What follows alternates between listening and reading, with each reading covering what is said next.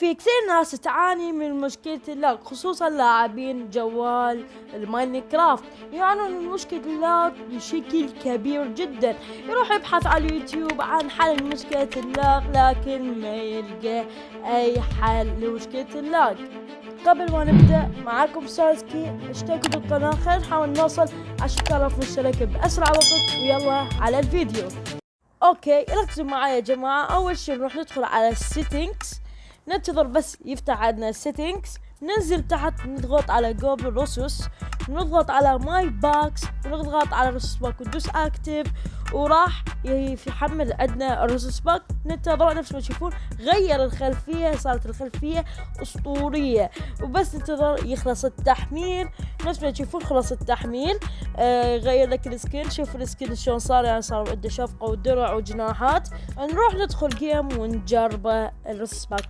اوكي يا جماعة دخلنا الجيم الاول في سكاي وورز، راح اشوفكم. شوفوا تغيرت الخلفية وتغير كل شيء، وصار ماكو لاج، يعني انا جهازي ضعيف وماكو لاج يا جماعة. اوكي يلا خلينا نروح للنص عشان نجلد الناس جلد. اوكي في شخص، تعال وين رايح؟ لك تعالي اليوم تنجلد. ابلع وانت تعالي ابلعي اليكس. لا بطيح. ابلعي. القمي اليكس، القمي. لا يا جماعة راح اموت. تعال وين تروحين؟ القمي تعال يا حبيبي اجلدك جلد. القم تعال. طيح. شو هذا ما يطيح. لا يا جماعة راح اموت والله. ما يطيح يا جماعة، طاح وخيرا ما يطيح. تعال يا نوبة اجلدك جلد. القمي تعال وين رايحة؟ تعال. والله الكامبو. لا وين وصلتي؟ القمي برا. اوه تعالي اجلدك جلد، وتعالي القمي برا.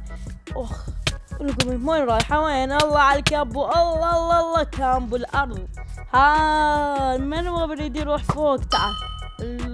اوكي وقعت. اوكي هنا يا جماعة في واحد.